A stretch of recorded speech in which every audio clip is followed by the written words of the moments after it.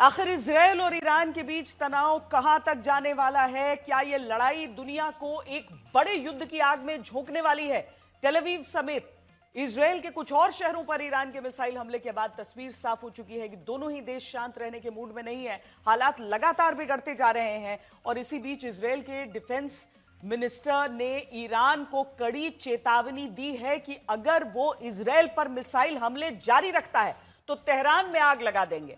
उधर अमेरिकी राष्ट्रपति डोनाल्ड ट्रंप की ओर से भी ईरान को चेतावनी दे दी गई है कि अगर परमाणु कार्यक्रम को लेकर वो बातचीत नहीं करता तो अंजाम बेहद खतरनाक होगा। हालांकि ईरान की ओर से यह कहा गया है कि उसके शहरों में इजरायल के हमलों के बीच अब बातचीत का कोई सवाल ही नहीं है।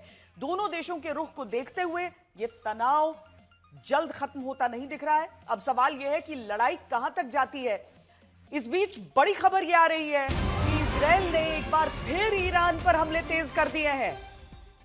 पश्चिमी ईरान में इजरायल की ओर से हमले किए जा रहे हैं।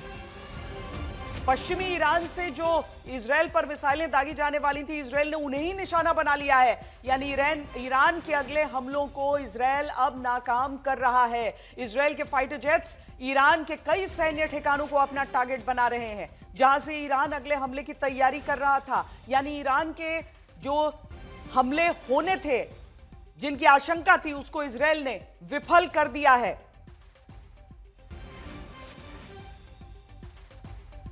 इस पूरे मामले पर विस्तार से चर्चा की आवश्यकता है, क्योंकि आगे क्या होगा यह जानना हर एक व्यक्ति के हित में है। हमारे साथ जो खास मेहमान जुड़ रहे हैं, मेजर जनरल संजय मेस्टन, सेवानिवृत्त पूर्व डिफेंस अटैचे रहे हैं, embassy of India Kabul Afghanistan, यानी पूरा क्षेत्र अच्छी तरीके से समझते हैं।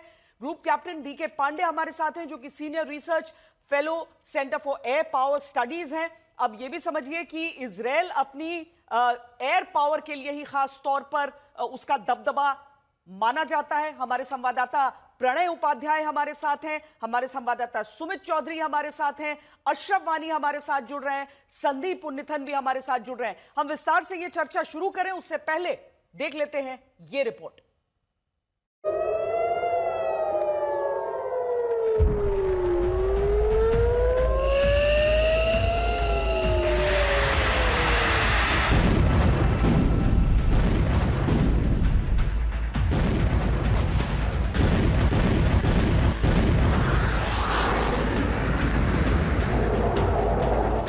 इजराइल ईरान में जंग जोरदार।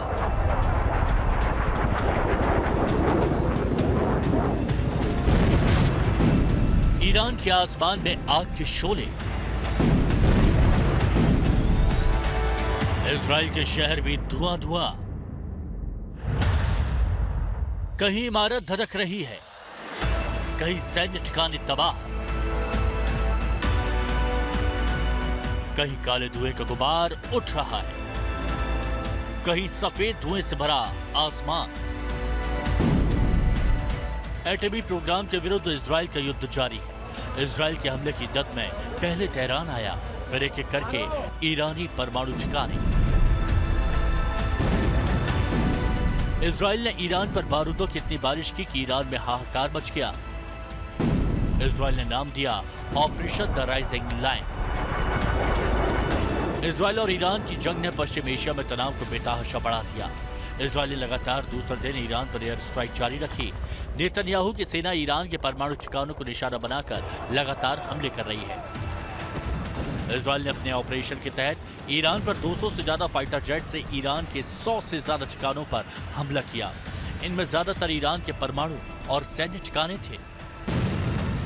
इजरायली पीएम नेतन्याहू ने ईरान के खिलाफ चल रहे सैन्य अभियान ऑपरेशन राइजिंग लाइन को इतिहास का सबसे बड़ा अभियान बताया।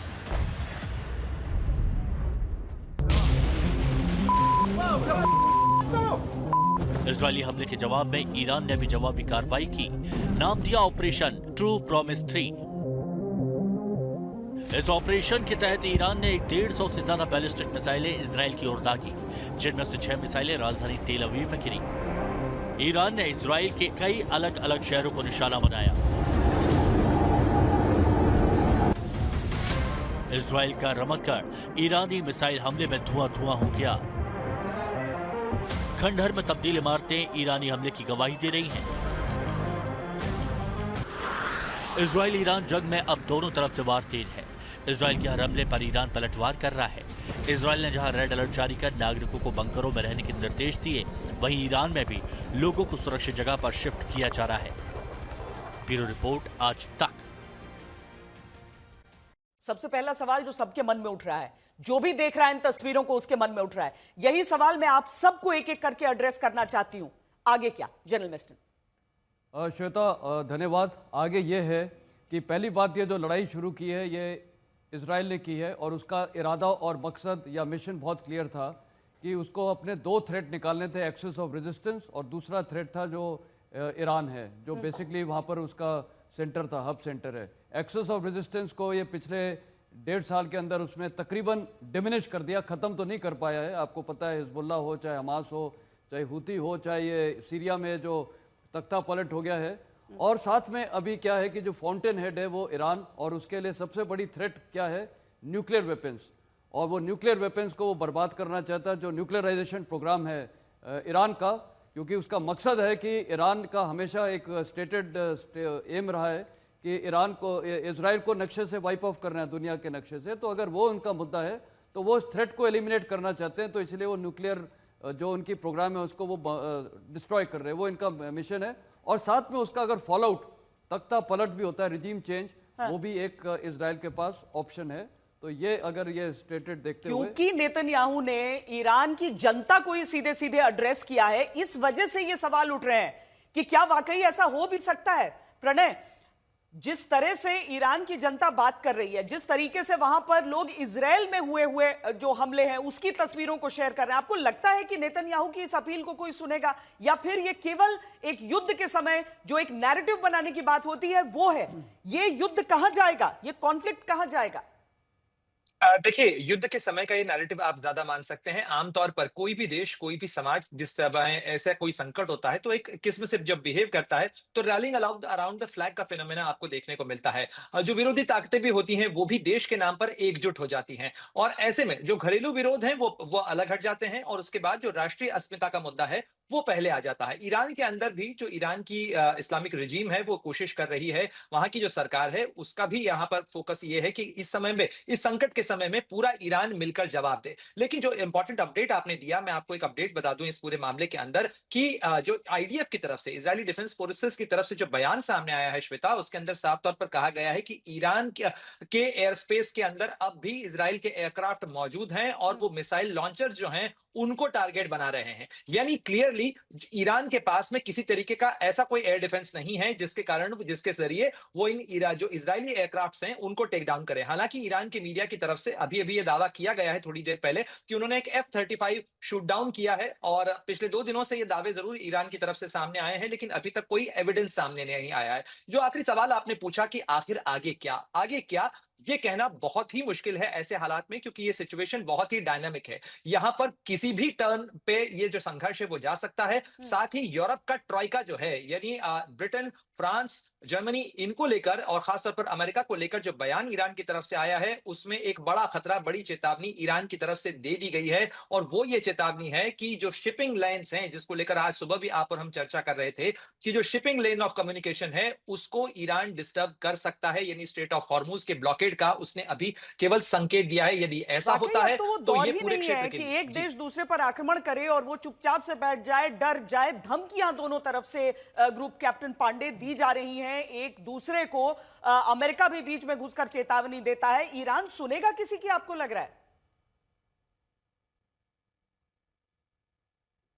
निश्चित रूप से अब जो है वार पर पलटवार का जो दौर शुरू हुआ है, इसमें काफी कुछ अभी आगे बचा है जो मुझे लग रहा है, क्योंकि ये ट्रू प्रॉमिस 2 के बाद दोनों मुल्क, इजराइल और ईरान, दोनों तैयारियां कर रहे थे। तो और जिस प्रकार से 3-4 दिन पहले एडवाइजरी भी जारी हुई यूनाइटेड स्टेट से कि भाई आप अमेरिकी लोग जो है वहां से निकल जाएं और वो जगह खाली कर देते, तो क्लियर कट इंडिकेशन था कि अब कुछ होने वाला है। लेकिन जिस प्रकार से इजराइल ने जो अटैक, एयर स्ट्राइक किया, उनके 3 बड़े क्लियर ऑब्जेक्टिव थे। न्यूक्लियर फैसिलिटीज को डिस्ट्रॉय करना, जो उनके कमांडर्स हैं, जो डिसीजन मेकर्स हैं, जो कि न्यूक्लियर फैसिलिटीज को कंट्रोल कर रहे हैं या उनको आगे बढ़ा रहे हैं, यूरेनियम इनरिचमेंट के जो नेतन्याहू साहब ने कहा कि यूरेनियम रिचमेंट की कंडीशन यहाँ तक पहुंच गई कि 9 बॉम्ब वो 1 महीने से और 6 महीने के बीच में बना सकते हैं आसानी से। और वो मानता है, इजराइल ये मानता है कि ये 9 एटॉमिक बम जो है वो उसके खिलाफ जो है यूज किया जाएंगे, तो उनके अस्तित्व पर खतरा है और ये अटैक किया गया। तो ये जो न्यूक्लियर फैसिलिटी के कमांडर्स थे, लगभग 9 कमांडर के बारे में ऐसी खबर आ रही है कि उनको उन्होंने निशाना बनाया, जिसमें कि मेजर जनरल कासिम का भी नाम उसमें आ रहा है, और 6 लगभग न्यूक्लियर साइंटिस्ट की बात भी हो रही है। तो ये उद्देश्य था कि भाई जो भी उनका न्यूक्लियर डेवलपमेंट का प्रोजेक्ट है वो उसको जो है समाप्त कर दिया जाए। लेकिन जो प्रत्युत्तर दिया है ट्रू प्रॉमिस 3 में, वो इस बार जो है बहुत सोची समझी रणनीति के अंतर्गत दिया गया है। बहुत देखिए सोची समझी कुछ, रणनीति, बहुत जी बारीक मुझे प्लानिंग एक चीज, जी। हाँ मैं एक चीज कंप्लीट कर दूं कि जो इस बार जो है आप तेल अवीव पर वीडियोस आ रहे हैं, जो विजुअल्स आ रहे हैं, उसमें साफ दिखा रहा है कि कुछ बैलिस्टिक मिसाइल्स जो हैं वो अपने लक्ष्य को भेजने में कामयाब हुई हैं।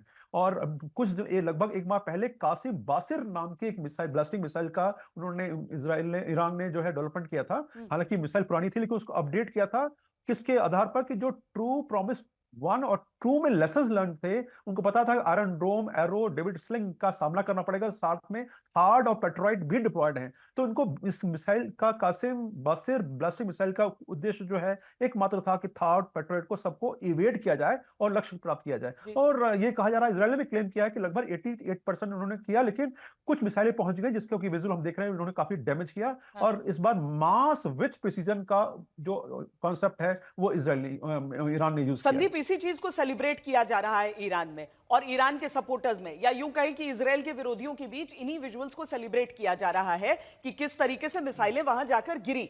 इजराइल कितना परेशान होगा इन चीजों को लेकर? 100% एफिकेसी नहीं है आयरन डोम की, यह बात सब जानते हैं, लेकिन इसके बावजूद इजराइल इतने सारे दुश्मन देशों से घिरा होने के बावजूद खुद को सस्टेन कर रहा है, लड़ रहा है, सबसे भिड़ा हुआ है। इजराइल का जो ऑपरेशन था वो जबरदस्त था, उसका प्रिसिजन था, जो मोसाद ने जो तैयारी की थी और ईरान के भीतर बैठकर जिस तरीके से हमला किया गया था। संदीप। बिल्कुल श्वेता, ये जो हमने देखा, ये ऑपरेशन राइजिंग लायन जो इजराइल ने लॉन्च किया कल, 200 से ज्यादा फाइटर एयरक्राफ्ट उन्होंने लॉन्च किया है और 100 टारगेट्स को उन्होंने हिट किया, 100 टारगेट्स को उन्होंने हिट किया। और ये जो 200 एयरक्राफ्ट की जो संख्या है, मैं आपको बता सकता हूँ कि ईरान की जो पूरी एयरफोर्स है उसमें 300 से ज्यादा एयरफोर्स फाइटर जेट्स नहीं होंगे उनके पास। उससे मतलब almost the size of the Iranian air force, fighter fleet Israel ने भेजा है ये हमले करने के लिए। और इजराइल के जो हमले थे, संदीप, आपका सिग्नल ब्रेक कर रहा है। हाँ सुमित, इजराइल में इन तस्वीरों से इस समय बेचैनी होगी क्या? वो जो तस्वीर हम देख रहे हैं, वैसे तो आमतौर पर आसमान में वो मशरूम धुएं में तब्दील हो जाते हैं जो भी आक्रमण होता है, लेकिन यहां पर इन तस्वीरों से वहां पर परेशानी होगी। वो जानता है कि ईरान को कितने भी धमकी दे दे, ईरान करेगा वही जो उसको पलटवार सही लगेगा। देखिए बिल्कुल, और आपने बिल्कुल ठीक कहा, क्योंकि ईरान ये मान चुका है। अब तक जो हमने जो हमले देखे, जो थ्रेट था ईरान के ऊपर, वो था उसके न्यूक्लियर प्रोग्राम को चलते रहना। ईरान ये जानता था कि पिछले 4-5 सालों में उसके टॉप लीडरशिप को, उसके टॉप कमांडर्स को अटैक किया गया, लेकिन उसने फिर भी कोई भी ऐसा बड़ा रिटेलिएशन नहीं किया जो बहुत ज्यादा अग्रेसिव हो, बहुत शॉर्ट टर्म के लिए या फिर बहुत शॉर्ट ऑब्जेक्टिव के साथ वो ऑपरेशन किए गए। लेकिन अब मसला दूसरा है। मसला ये है कि अब नेतन्याहू की तरफ से जो लगातार बात की गई, या फिर वो लगातार जो इजराइल की थ्रेट है, वो लीडरशिप को लेकर है। लीडरशिप यानी टॉप लीडरशिप, यानी सुप्रीम लीडर की, आईआरजीसी की, आर्मी की। तो अब ईरान को ये मानना था कि अब शायद वो रेड लाइन क्रॉस हो चुकी है और शायद हमको जवाब देना कंपल्सरी हो चुका है। अभी दूसरा इंपॉर्टेंट बात ये आपने बताया कि इजराइल ये जानता है कि ईरान कुछ करेगा। ईरान दरअसल प्रॉक्सी नहीं है। ईरान ना तो हिजबुल्लाह है, ना हमास है। ईरान की भी अपनी स्ट्रैटेजी है, उसके भी इंटेलिजेंस है, उसके पास भी डिफेंस सिस्टम है, उसके पास भी वो मिसाइल ताकत है जिससे वो डेटरेंस पैदा कर सकता है, ज्यादा जवाब दे सकता है इजराइल को। और शायद यही वजह है, अगर आप देखें, कि ईरान अब ये पूरे अग्रेसिव तरीके से ना सिर्फ इस बात को जमीनी तौर पर अटैक कर पुख्ता कर रहा है, बल्कि ये भी कह रहा है कि ये अटैक रुकने वाले नहीं है, हम लगातार करते रहेंगे, क्योंकि वो समझ चुका है कि इजराइल की थ्रेट निश्चित तौर पर बहुत ज्यादा घातक होगी। इतनी ज्यादा घातक कि उसके आपके कहते हैं वजूद को ही आप कह सकते हैं कि एक बड़ा क्वेश्चन मार्क उसने लगा दिया इजराइल ने। जिस तरह की तस्वीरें इजराइल से देख रहे हैं ये सामान्य नहीं है। संदीप, अगर आपको आवाज आ रही है तो हम आपसे समझना चाहते हैं। हालांकि इजराइल एक ऐसा देश है, हम हमेशा ना बैटल हार्डन्ड देशों को और आर्मीज की बात करते हैं। इजराइल एक ऐसा देश है जहां पर रोज वो एक युद्ध लड़ने के लिए तैयार रहते हैं। आज वहां पर हम ईरान की तरफ से जो मिसाइलें, जो बैलिस्टिक मिसाइलें दागी गई हैं, उन तस्वीरों को देखते हैं तो ये इजराइल के रिजॉल्व के साथ क्या करेगा? संदीप। आज के जो अटैक्स है, this is nothing new. Last October में भी आपने देखा कि 100 से ज्यादा बैलिस्टिक मिसाइल और क्रूज मिसाइल से ईरान ने हमला किया है इजराइल पे, लेकिन उसका कुछ हुआ नहीं। लेकिन इस बार की जो अटैक्स है वो एक they are for different kind. ये जो ईरान जो है अभी अपने it is basically regime survival के लिए वो फाइट कर रही है। इसीलिए जो भी उनके पास बैलिस्टिक मिसाइल बचे हुए, उनके पास करीब 2000 से ज्यादा बैलिस्टिक मिसाइल्स है, और उनकी लीडरशिप को ऐसा लगता है कि इजराइल अभी न रुकने वाली है, न किसी की सुनने वाली है। इसीलिए उन्हें भी लगता है कि अभी जो भी उनके पास मिसाइल्स हैं उसे एक्सपेंड करना है। इजराइल को रॉकेट्स की तरह वो फायर कर रहे हैं बैलिस्टिक मिसाइल्स इजराइल पे। उनकी इंटेलिजेंस इजराइल जितनी बेहतर नहीं है, इसीलिए जो भी वो टारगेट्स ऑफ अपॉर्चुनिटी के तौर पे वो फायर कर रहे हैं, ताकि उन्हें कुछ तो एक दो मिसाइल सिग्नल इश्यूज संदीप अभी भी आ ही रहे हैं। इस समय की एक बड़ी खबर हम अपने दर्शकों को दे देते हैं। यही जो संघर्ष है, इसी से जुड़ी हुई इजराइल और ईरान के बीच जो संघर्ष चल रहा है, इसमें ईरान ने अब अमेरिका और ब्रिटेन को धमकी दी है। अगर उन्होंने ईरान को इजराइल पर हमला करने से रोकने की कोशिश की तो वो समुद्र में उनके जहाजों पर हमला करेगा। ईरान ने कहा है कि अमेरिका और ब्रिटेन इजराइल की मदद नहीं करें। कहा क्या है, ये धमकी दी है। जनरल मेस्टन, क्या आपको लगता है कि इजराइल अमेरिका को इस युद्ध में ला सकता है? क्या आपको लगता है ईरान ये एक ब्लफ कर रहा है जब वो अमेरिका से कहता है कि हम जहाजों पर अटैक कर देंगे? और देखिए, इसको अगर श्वेता बहुत रियलिस्टिक तरीके से देखे, मेरे को लगता है आज ईरान मल्टी फ्रंट में ये लड़ाई नहीं लड़ना चाहेगा। पहली बात देखिए, उसकी टॉप लीडरशिप, मिलिट्री लीडरशिप तकरीबन खात्मा हो गया, न्यूक्लियर साइंटिस्ट का खात्मा हो गया। तो तीसरी बात यह है कि जो मोसाद ने इतना अच्छा इन्फिल्ट्रेशन कर लिया उनके सिस्टम में, टारगेटेड अटैक्स किए हैं उन्हीं की कंट्री में, तो इनकी काउंटर इंटेलिजेंस भी काफ़ी कमज़ोर अब दिख रही है ईरान की। ये सब देखते हुए अगर वो युद्ध को इनलार्ज करेंगे कि शिपिंग अमेरिका को डिस्ट्रॉय करेंगे, अमेरिका के ऊपर युद्ध करेंगे, और साथ ही ये जितने भी गल्फ कंट्रीज़ हैं उनके ऊपर जहाँ पर अमेरिकन बेसिस हैं, अगर वो युद्ध को इनलार्ज करेंगे तो इसमें तो पूरा नुकसान ईरान का होगा। तो अभी वो नहीं चाहेगा इस युद्ध को इनलार्ज करना, और वो अभी लिमिटेड रखेगा इजराइल के साथ। और मेरे को लगता है कि दोनों का ही आपस में चलता रहेगा। अब ये बंद कैसे होगा वो भी कोई नहीं बोल सकता है, क्योंकि जब तक ये इजराइल का स्टेटेड ऑब्जेक्टिव अचीव नहीं होता है, और आज आपने सुन लिया डिफेंस मिनिस्टर ने क्या बोला है कि हम तो पूरे ईरान में आग लगा देंगे जब तक वो मिसाइल्स बंद नहीं करेंगे। तो पलड़ा अभी मेरे को लग रहा है, ये बड़ा क्रूशियल वर्ड आपने बोला जनरल मेस्टन, स्टेटेड ऑब्जेक्टिव। क्योंकि प्रणय जब इस स्टेटेड ऑब्जेक्टिव के साथ चला था इजराइल, उस समय सीधे तौर पर बात यह थी। मैं आपके पास आती हूं प्रणय, पहले हम जरा एक बार अशरफ वानी के पास चलते हैं जो कि श्रीनगर में हमारे साथ जुड़ रहे हैं। अशरफ, ये जब इजराइल ने शुरू किया था, हाल की शुरुआत है, तो मतलब इसका तो इतिहास हम सदियों तक ले जाएं, लेकिन हम अभी की शुरुआत की अगर उस अक्टूबर 7 की बात करते हैं, तब उसकी शुरुआत इस वजह से हुई थी अपने हॉस्टेजेस को छुड़ाना था, हमास को खत्म करना था। लेकिन विस्तार लेते लेते ये इस स्तर पर पहुंच चुका है कि आज हम एक बार फिर कह रहे हैं कि जितने मोर्चों पर ये लड़ाई खुलती जा रही है, कहीं तीसरा विश्व युद्ध ना पूरी दुनिया का इंतजार कर रहा हो। अशरफ। बिल्कुल श्वेता, दरअसल जिस अंदाज से बेंजामिन नेतन्याहू ने हमास के खिलाफ पिछले करीब 1.5 साल से जो युद्ध चल रहा है, जो वो गोल अचीव करना चाहता था, जो उसने गोल सेट किए थे, उसमें से उसने कोई भी गोल हासिल नहीं किया। हाँ, करीब 60,000 जो है फ़लस्तीनी मारे गए, उनमें से हो सकता है कुछ हज़ार पर जो है हमास के लड़ाकू भी हो, लेकिन ना ही हमास को वो ख़त्म कर पाया और ना ही हमास की तरफ से इज़राइल और इज़राइली सेना पर होने वाले हमलों को। हिज़्बुल्लाह को उन्होंने किसी हद तक जो है उसकी ताकत ख़त्म कर दी, कम कर दी, क्योंकि वहाँ पर सत्ता पर परिवर्तन हुआ, वो भी फ्रांस की मध्यस्थता के कारण वहाँ पर हुआ, और हिज़्बुल्लाह का ताकत लेबनान में कम हुआ। हुतीज़ ने कहीं न कहीं न सिर्फ इज़राइल को बल्कि अमेरिका को तक झकाया, और डोनाल्ड ट्रंप जब खाड़ी के देशों में गए थे तो उन्होंने साफ कहा कि अगर हम पर हुतीज़ हमला हमारी जहाज़ों पर न करें, हम भी उन पर हमला नहीं करेंगे। लेकिन कई महीनों तक वहाँ भी बमबारी चली, और उस बीच जो है बेंजामिन नेतन्याहू ईरान को इसका आंकलन करने में बहुत जो है उन्होंने कम आंका ईरान को। उनको लग रहा था कि जिस अंदाज से हुतीज़ से या प्रॉक्सी से वो लड़ रहे हैं उनको ख़त्म कर सकें, शायद ईरान का भी यही हाल हो। ईरान इज़राइल की तरफ से और मोसाद की तरफ से ये पहली बार हमले नहीं झेल रहा है। करीब पिछले 2 दशक के दौरान 30 जो है न्यूक्लियर साइंटिस्ट्स का कत्ल जो है मोसाद पहले ही करवा चुका है। अगर हम कमांडर्स की बात करें, चाहे फिर कासिम सुलेमानी हो, फिर रेवोल्यूशनरी गार्ड्स के बड़े ब्रिगेडियर जनरल हो, तो लगातार अमेरिका और इज़राइल वो करता रहा है। लेकिन अब की बार जो है जिस अंदाज से एक के बाद एक न सिर्फ सैन्य ठिकानों पर और साइंटिस्ट्स पर बड़ा प्रहार इज़राइल ने किया है, उसका जवाब और ईरान अपनी शक्ति, खासतौर से अगर हम खाड़ी के देशों की बात करें, अब पूरी तरह से दर्शाना चाहता है।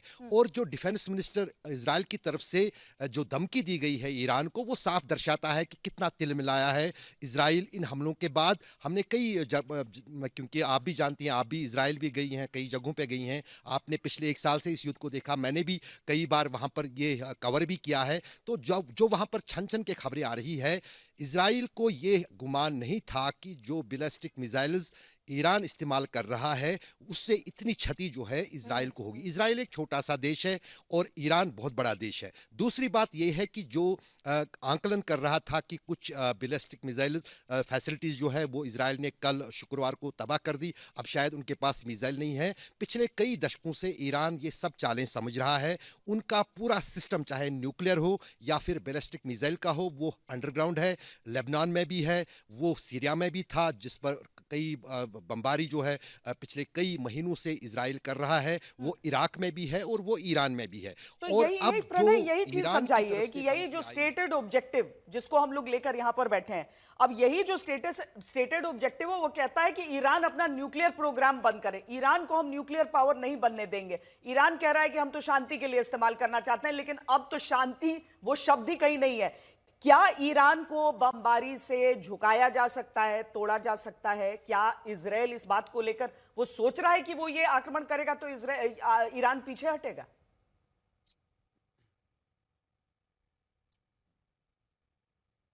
प्रणय,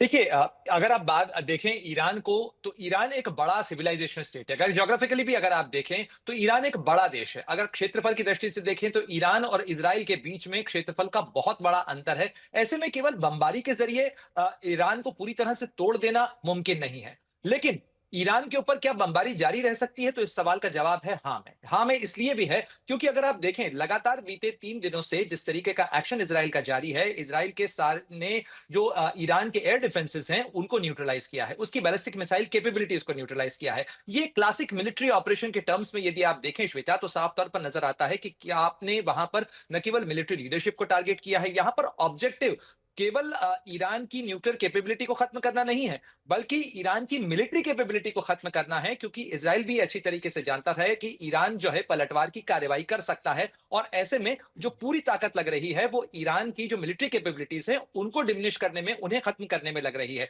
और इसीलिए आपको जो तमाम लोकेशंस पे नजर आ रहा है, जैसा मैंने आपको थोड़ी देर पहले भी कहा कि ईरान के एयर स्पेस के अंदर इजराइल के एयरक्राफ्ट मौजूद हैं, ये अपने आप में बताता है कि किस तरीके से जो एयर स्पेस डोमिनेशन इस समय इजराइल वहां पर कर रहा है। जाहिर तौर पर ये सारी चीजें अमेरिका की आप शय कह लीजिए, मदद कह लीजिए, उसके बिना मुमकिन नहीं है। यानी एक पूरा स्ट्रेटेजिक मूव है। अभी फिलहाल ईरान अलग थलग नजर आ रहा है। ये बात सही है कि ईरान की तरफ से जवाबी कार्रवाई हुई है। कई बैलिस्टिक मिसाइल्स जो हैं वो तेल अवीव के अंदर भी गिरी हैं। बेन गुरियन जो एयरपोर्ट है उसे बंद किया गया है, वहां भी कई अटैक हुए हैं। इसके अलावा जो रोशद एरिया है वहां पर भी कई जगह पर अटैक्स की खबर आ रही है कि कई मिसाइल्स गिरी हैं, लेकिन फिर भी लार्जली ईरान की तरफ से दागी गई मिसाइल्स को न्यूट्रलाइज किया गया है। तो ऐसे में ये जो सवाल है कि क्या ईरान को झुकाया जा सकता है, तोड़ा जा सकता है, वो शायद मुमकिन ना हो, लेकिन ईरान को कमजोर जरूर किया गया है। साथ ही बीते 7-8 सालों से ईरान के ऊपर जिस तरीके के सैंक्शंस लगे हुए थे श्वेता, ऐसे में ईरान की जो क्षमता है वो काफी हद तक कम हुई है। लेकिन फिर भी पिछले काफी समय से ईरान को भी इस बात का असेसमेंट था, इसलिए ईरान ने अपनी बहुत सारी जो फैसिलिटीज हैं वो जमीन के नीचे मिसाइल के जो स्टोरेज हैं, बंकर्स हैं, वो बना रखे हैं। यही आपको चीज, याद होगा यही कि सवाल लेकर जी। यहीं से इसी सिरे को उठाकर मैं ग्रुप कैप्टन पांडे आपके पास आना चाहती हूं कि इजराइल कह रहा है, और इजराइल ने निशाना भी बनाया है उन ठिकानों को। इजराइल ने पहले इंटेलिजेंस गैदर किया और उसके बाद उसने अपने ऑब्जेक्टिव को मीट किया है। लेकिन अगर जो अशरफ बात कह रहे हैं ना कि ईरान की तरफ से बैलिस्टिक मिसाइलों का दागा जाना, ये जो सोचा जा रहा था कि ईरान को पूरी तरीके से इजराइल ने लाचार कर दिया है, उसके बाद वो अपनी तरफ से अगर इस तरह की मिसाइलें दागता है, ईरान के पावर को, ईरान की शक्ति को, ईरान के पलटवार की के दम को किस तरीके से आप आंकेंगे? और वो जो जो उसके ठिकानों को ऐसी जगह बनाना जहां दुश्मन न पहुंच सके, इस बात को भी। देखिए, आजकल जो युद्ध होते हैं तो डेफिनेटली इलेक्ट्रॉनिक इंटेलिजेंस और ह्यूमन इंटेलिजेंस को दोनों का कोलेशन करने के बाद ही ये प्लान किया जाता है कि क्या क्या ग्राउंड मिलिट्री इंफ्रास्ट्रक्चर हो और किस प्रकार से ऑपरेशंस जो हैं वो लॉन्च किए जाएं। तो बड़ा साफ जाहिर होता है कि जिस तरह से उन्होंने ननताज की बात हो रही है, जिस प्रकार से न्यूक्लियर फैसिलिटी थी और कितनी गहराई में, लगभग वो कहते हैं कि 50 मीटर की जो है अंदर अंडरग्राउंड जो बनाने शेल्टर्स बना रखे हैं, वहां पर उन्होंने फैसिलिटीज क्रिएट की है। तो वो जानता है कि हमने देखा कि गाजा में भी ऐसे ही अंडरग्राउंड हमको जो काफी लंबी लंबी हमको जो है गैलरीज मिली। तो वो साफ बताता है कि वो भी जानते हैं कि इजराइल के अंदर जो ताकत है और जो अमेरिका उसको सपोर्ट कर रहा है, उसके बाद उनको कहीं भी बचना मुश्किल है। लेकिन सबसे बड़ा लेकिन प्रश्न ये है कि ब्लास्टिक मिसाइल को जिस प्रकार से डेवलप किया गया है, वो अपनी क्षमता को डेवलप किया है समय के साथ ईरान में, वो जो है अब काम आ रहा है। लेकिन जो ऑब्जेक्टिव हैं जिसकी चर्चा बार बार हो रही है कि उनके तीन बड़े ऑब्जेक्टिव थे इजराइल के। एक तो जो है न्यूक्लियर फैसिलिटीज को इंपेयर करना, दूसरा उनकी मिलिट्री कैपेबिलिटीज को जो है ऐसे उस लेवल पर लाना कि वो इजराइल को कोई खतरा ना बन सके, और तीसरी बात कि जिसकी बात हो रही है कि जो कि अभी दबे लफ्जों में हो रही है कि वहां की रिजीम को चेंज करना, क्योंकि रिजीम चेंज करने के लिए चार बड़े इंपॉर्टेंट डेवलपमेंट हुए हैं जो कि अगर देखें तो पहले तो मिस्टर नेतन्याहू ने बोला कि लोग जो है आगे आए और बढ़े। दूसरा, वहां के इंटरनेट बंद है और अब स्टार लिंक जो है सुविधा ईरान के लोगों को देने जा रहा है। उद्देश्य क्या है स्टार लिंक का? पहली बात कि लोगों को ये बताना कि जो डैमेज हुआ है ईरान में वो आम लोगों को पता होना चाहिए। हालांकि कुछ कुछ लेवल तक उनको पता चल रहा होगा। साथ में अगर तख्ता पलट करनी है तो वहां को लोगों को आने के लिए कोऑर्डिनेशन करना होगा, मिलना होगा, विचारधाराओं को एक्सचेंज करना होगा। सॉफ्ट पावर में समय लगता है, तो उसके लिए आपको रिसोर्सेज, उसके लिए आपको एनवायरमेंट देना पड़ेगा। तीसरी बात जो हुई है, प्रिंस पहलवी ने कहा है कि अब जो है सीमाएं जो है लांघ दी हैं जो खुमैनी रिजीम ने, और अब उनको जो है छोड़ना चाहिए तख्ता और जो है सारी पावर दे देनी चाहिए। लेकिन देखिए, कहना आसान है, करना मुश्किल है। और साथ में जिस प्रकार से इंटरनल क्राइसिस है, हमें पता है कि किस प्रकार से वहां पर वहां के जो लोग हैं, उनकी पॉपुलेशन है, उनका जो लिटरेसी रेट है बहुत हाई है, 90% से ऊपर लिटरेसी रेट है यहाँ की। इसका मतलब वहां के लोग समझते हैं कि क्या रिक्वायरमेंट है क्या नहीं है। साथ में हमको यह नहीं बोलना चाहिए कि जब इन दोनों देशों बीच में विवाद पैदा हुआ उसके पहले ईरान में और इजराइल में सांस्कृतिक संबंध हुआ करते थे। खैर वो कल की बात हो गई। तो इन सबको देखते हुए तख्ता पलट की तरफ जो है मुझे लग रहा है कि अब जो है एक जो गुप्त एजेंडा है, या अब तो कहा जाना चाहिए कि खुल गया है कि तख्ता पर regime change is the now the ultimate objective. चलिए, वो इसको जहां से रिजीम चेंज होने के लेकर बाद वाकई सही कह रहे हैं आपकी, और भी कई तरीके इसके हो सकते हैं। इसमें एक तरफ आप उसको कमजोर कर रहे हैं मिलिटरीली, उसके साथ इस तरह के कुछ कदम उठाए जा सकते हैं। लेकिन सुमित, आपको लगता है दुनिया के देश अभी खुलकर वैसा रुख अपना नहीं सामने रख रहे हैं? ईरान जरूर चाह रहा है कि देश बाकी उसके साथ रहें, क्योंकि इजराइल के साथ अमेरिका, पर अमेरिका खुलकर आएगा इस तरह की लड़ाई में? देखिए, बिल्कुल अमेरिका का आना मजबूरी हो जाएगा। अगर आप देखें कि मिडल ईस्ट के पूरे एरिया के अंदर एकमात्र देश जो लगातार अमेरिका और इजराइल को टक्कर देता है या फिर लगातार उनको उनको चैलेंज करता है, वो सिर्फ ईरान है। और ईरान ये एक लंबे समय से करता है। लगातार कड़े सैंक्शंस के बावजूद ईरान अपने प्रॉक्सीज को हथियारों से, पैसे से, हर तरीके से मदद करता है। और जहां तक इजराइल ये कहता है कि हम उनकी आप कह सकते हैं कि उनकी लीडरशिप को खत्म कर दीजिए, लीडरशिप के खिलाफ रिवॉल्ट कर दीजिए, उसका वजूद खत्म, वो कर पाना बहुत मुश्किल है अभी के मौजूदा समय में। क्योंकि उसका एक छोटा एग्जाम्पल हमने लेबनान में भी देखा, जहां पर शिया कम्युनिटी या हिजबुल्लाह को लेकर इजराइल ने पूरी कोशिश की, लेकिन क्या हिजबुल्लाह खत्म हो पाया? बिल्कुल नहीं। हिजबुल्लाह लगातार अपने आप को रिवाइव कर रहा है। हिजबुल्लाह के जो कमांडर्स थे उनके पास हथियारों का ज़खीरा अब भी पहुंच रहा है। तो आप मानिए ये इतना आसान नहीं होगा, लेकिन हाँ, इज़राइल ये समझता है कि ये अगर आपको लंबे ऑब्जेक्टिव्स को अचीव करना है तो निश्चित तौर पर ईरान की लीडरशिप को खत्म करना या फिर उसको आप कह सकते हैं मिनिमाइज करना बहुत ज्यादा जरूरी है उसके लिए, क्योंकि फिर प्रॉक्सीज भी लगातार इसी तरीके से एक्टिवेट होते रहेंगे और इजराइल के लिए परेशानी का सबब बनते रहेंगे। तो इजराइल अमेरिका की मदद से ये कोशिश कर रहा है कि वो ईरान को हैंडल कर सके, लेकिन मुझे लगता है कि ईरान भी ये जानता है कि अगर उसने अब घुटने टेके या अब वो बैकफुट पर आया तो निश्चित तौर पर उसके वजूद को एक बहुत बड़ा खतरा होगा, उसकी लीडरशिप को, उसकी उस आइडियोलॉजी को। सही बात है, और अमेरिका का प्लान भी काफी ऑब्वियस है इसमें। इस प्लान के पीछे अमेरिका और ईरान के बीच जो परमाणु प्रोग्राम को लेकर समझौता है वो है। अमेरिकी राष्ट्रपति ट्रंप की तरफ से ईरान के साथ परमाणु समझौता करने की कोशिश की गई, लेकिन ईरान ने अमेरिका के आगे झुकने से इनकार कर दिया था। ईरान की यही बात अमेरिका को रास नहीं आई। हमले के बाद अमेरिकी राष्ट्रपति ट्रंप की ईरान के नाम चेतावनी ने हमले की पूरी कहानी साफ कर दी है। देखिए ये रिपोर्ट।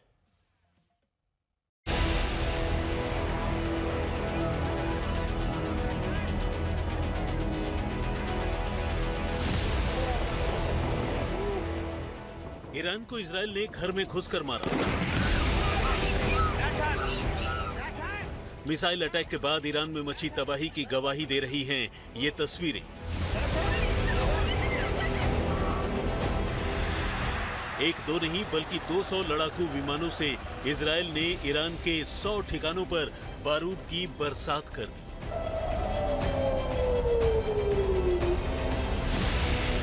इजरायली हमले में ईरान के 4 एटमी ठिकाने मिट्टी में मिल गए। 2 सैन्य अड्डे भी बर्बाद।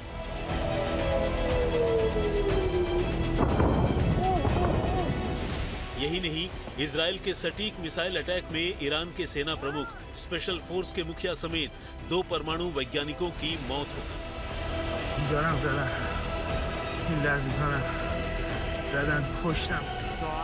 ईरान पर इजराइल का ये सबसे बड़ा हमला है। अब ईरान ने बदला लेने की धमकी दी।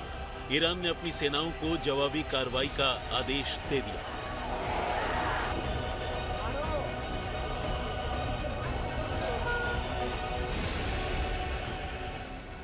यानी इजराइल के हमले से शुरू हुआ ये युद्ध अब आने वाले दिनों में महायुद्ध में बदल सकता है।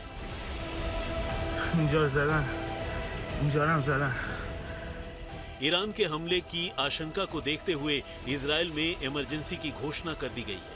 यही नहीं, महायुद्ध के खतरे को देखते हुए अमेरिकी राष्ट्रपति डोनाल्ड ट्रंप ने मिडिल ईस्ट से अपनी सेना को हटाने का ऑर्डर दे दिया है। सवाल यही है कि यूक्रेन रूस युद्ध, इजराइल हमास युद्ध के बाद इजराइल ईरान युद्ध का फ्रंट क्यों खुल गया? तो इसका जवाब है चंद दिन पहले आई अंतर्राष्ट्रीय परमाणु ऊर्जा एजेंसी यानी IAEA की खुफिया रिपोर्ट। वही खुफिया रिपोर्ट जिसमें दावा किया गया था कि ईरान एटम बम बनाने के एकदम करीब खड़ा है। सरल शब्दों में समझें तो ईरान पर ताजा हमले के पीछे परमाणु हथियारों को लेकर चल रही इजराइल के साथ नई तकरार है, जिसमें पर्दे के पीछे अमेरिका की बड़ी भूमिका है। इजरायली सेना का ये बयान ये बताने के लिए काफी है कि ईरान पर हमले के पीछे सिर्फ गाजा की लड़ाई नहीं, हमास के आतंकियों को ईरानी समर्थन नहीं, बल्कि अमेरिका की वो फिक्र है जिसे लेकर बीते दिनों ईरान के साथ न्यूक्लियर डील को सील करने की कोशिश अमेरिकी राष्ट्रपति ट्रंप ने की थी। लेकिन बात नहीं बनी और अमेरिकी राष्ट्रपति ने ईरान के परमाणु प्रोग्राम को लेकर बड़ी चेतावनी दी थी। यानी ईरान के एटमी हथियारों के खिलाफ अमेरिका और इजराइल एक पेज पर। ईरान पर हमले से पहले इजराइल ने भी ईरान के एटमी प्रोग्राम को लेकर सीधी धमकी दी थी और इसकी भूमिका अमेरिका ने पहले से तैयार कर रखी। ईरान का सीधा आरोप है कि हमले के पीछे अमेरिका है, वहीं अमेरिका हमले में अपना हाथ होने की बात नकार रहा। अब देखना यही है कि इजराइल के सबसे बड़े हमले के बाद ईरान का बदला भी क्या इतना बड़ा होगा और ईरान के समर्थन में दुनिया के कौन-कौन से मुल्क सामने आएंगे। आज तक ब्यूरो। और दूसरी बड़ी खबर यह आ रही है कि ईरान ने परमाणु डील पर अमेरिका से चल रही बातचीत को आगे के लिए रद्द कर दिया है। ईरान ने कहा है कि इजराइल के हमले के बाद मौजूदा हालात में अमेरिका से बातचीत का अब कोई मतलब नहीं है। ईरान की तरफ से ये बात का कहा जाना अब ये सवाल उठाता है कि किस दिशा में आगे, कितनी तेजी से उस दिशा में आगे। जनरल मेस्टन, क्या अब भी कोई डील हो सकती है? ईरान तो साफ कह रहा है कि मौजूदा हालत में बातचीत का मतलब ही नहीं बचा अब। और देखिए, कल 6th राउंड ऑफ टॉक्स होना था मस्कट में, नहीं होगी, उसमें कोई शक ही नहीं है, क्योंकि अभी ईरान ने भी अपना स्टांस को हार्डन कर लिया है। और मेरे को लगता है, देखिए, आज की तारीख में अमेरिका भी इस युद्ध में इन्वॉल्व है, वो डिफेंसिव रोल में अभी अपना काम कर रहा है। ये जितने भी मिसाइल्स वगैरह को इंटरसेप्ट कर रहा है, इसमें अमेरिका का भी हाथ है। लेकिन क्या ये युद्ध ऐसा बढ़ सकता है कि अमेरिका इसमें शामिल होगा? देखिए, वो सब निर्भर है ईरान के ऊपर। ईरान ने अगर कुछ भी ऐसी कोशिश की कि अमेरिकन इंटरेस्ट पे अगर उसे टारगेट किया, तो आपको एक और मैं डायमेंशन देना चाहता हूं, जो अभी पाकिस्तान के साथ ये सेंट्रल कमांड के कमांडर ने बोला है, सेंटकॉम, यूएस के सेंटकॉम ने, कि पाकिस्तान हमारा स्ट्रेटेजिक पार्टनरशिप है ये, और ये आसिम मुनीर को भी ये परेड में बुलाया था।